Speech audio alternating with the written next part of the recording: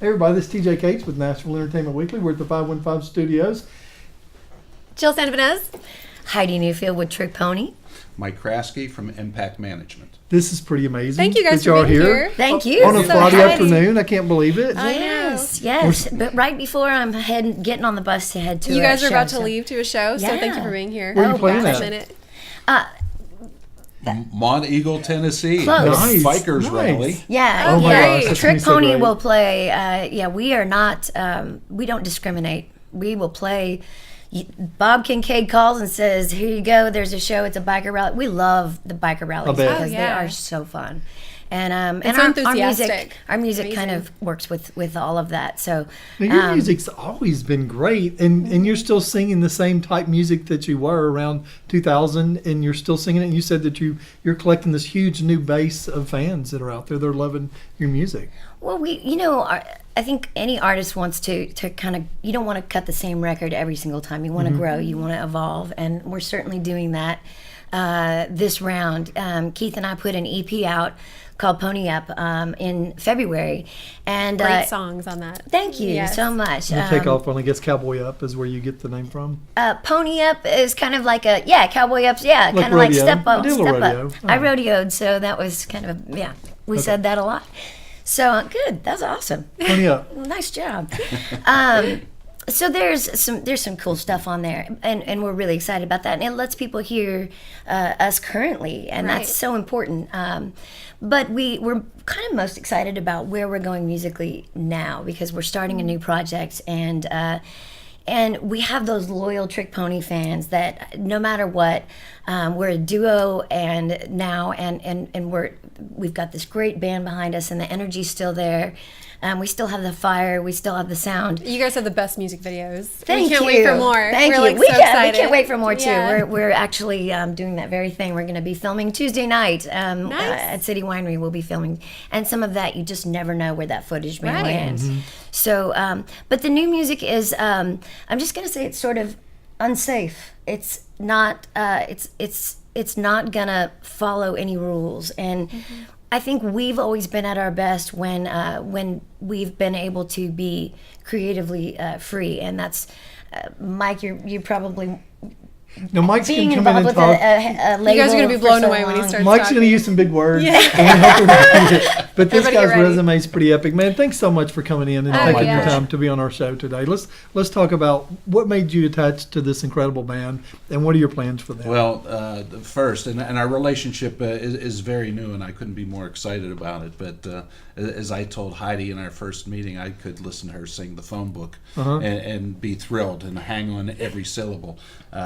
From the first moment I heard them, I thought they had such a unique sound, such a vibrant brand that just set themselves apart. And the more we explored together and really dug into the music, my question, being new into this and having more of a 10,000-foot view, was, you established this sound with Poor Me, and then it's kind of like you left the playing field. What happened there? Your music is so diverse, but as a fan, I could listen to Poor Me over and over and over It's again. such a great song. Yeah, It's just you so- can play it on any honky tonk, and and- everybody loves it. And the more we explored it, Smart.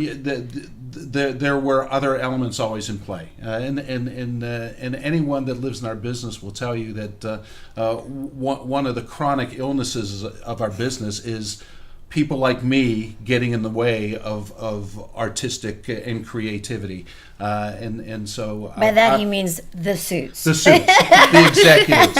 So my motto has become "Let the artist be the artist," and my advisement, and they agreed wholeheartedly, was let's really focus on your sound, because there's just some sounds that when you don't hear them on the radio, you miss them. Right. Dwight Yoakam not being on the radio breaks my heart. Wynonna, Travis Tritt, those are such identifiable sounds, and I feel the same way about Trick Pony. I want more of that rockabilly meets country that nobody else is doing or can do. Nobody has tried to go and steal their sound, which happens in Nashville all the time. Right. That's exactly right. Nobody else can do it, and that's going to be what this record's going to be. Is that energy? Let's just unleash it in the studio, and what you see live from Heidi and Keith and the band, we want to replicate that in the studio.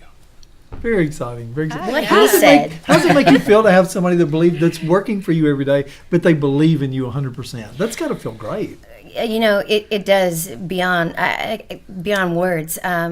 I've always been a fan of Mike, and I've known of Mike for a long time. Of course, you see each other at events and award shows and things like that. Yeah. You shake hands, and it's small talk, but you don't really have that one-on-one personal relationship. And through another mutual friend, longtime friend, who happens to be a co-manager, we got to know Mike a little bit better, and I sat down for the first meeting with him, and then called Keith and said, I think we found our guy. His experience in the business I don't want to say how many years, but because he doesn't look it, but it's invaluable for someone like us to have a champion that's not only knowledgeable, but that truly is emotionally tied to what you're doing, and is ready to step in the ring and fight for you, and believes in you, and has an opinion, but like he said, is willing to let you do your job. When I hear artists that have been around for eons, like say a Tony Bennett, talk about the way they used to make records, he'd say, record labels used to hire you to make a record for them, and then they would do their job, which is to put that music out to the people.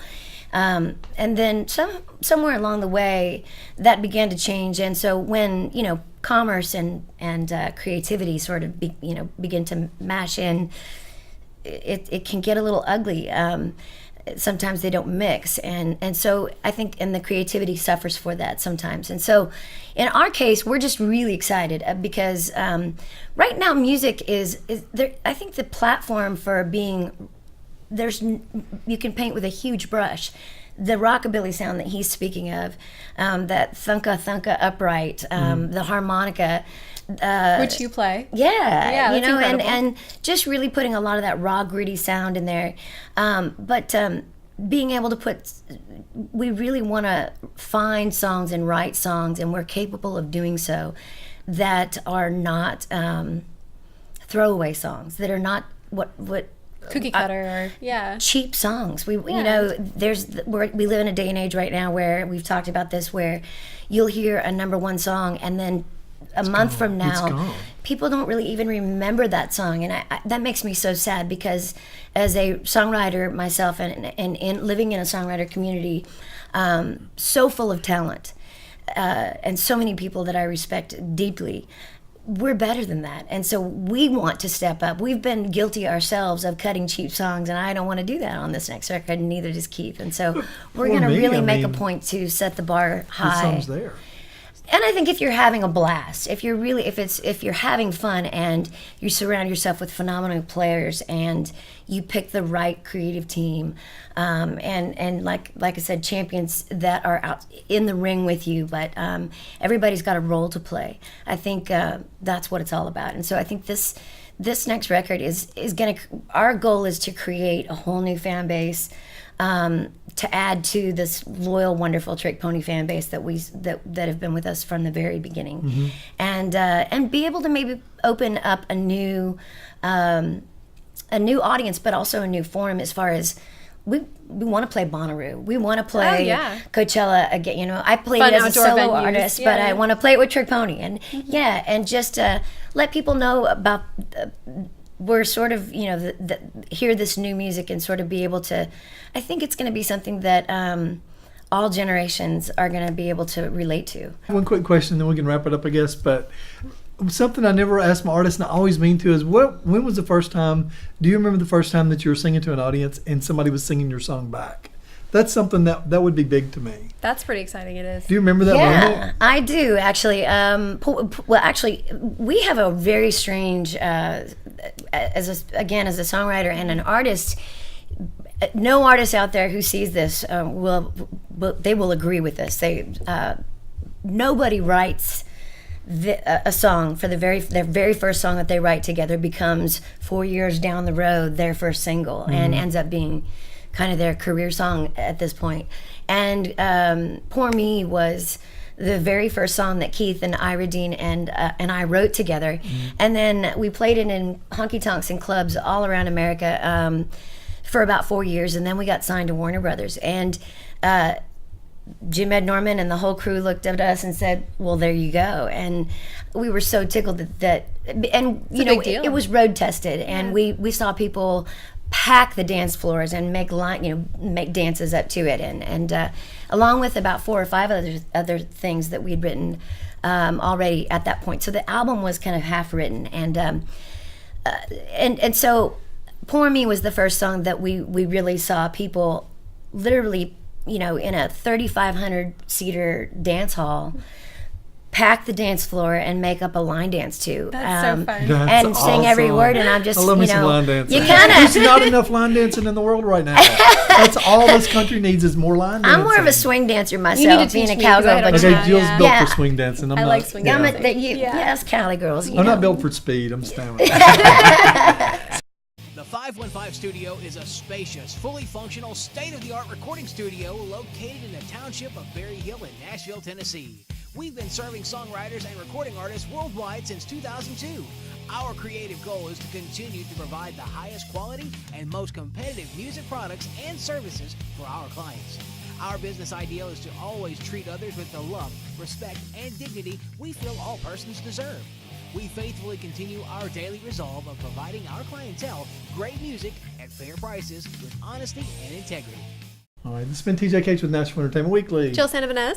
Heidi Newfield. Mike Krasky.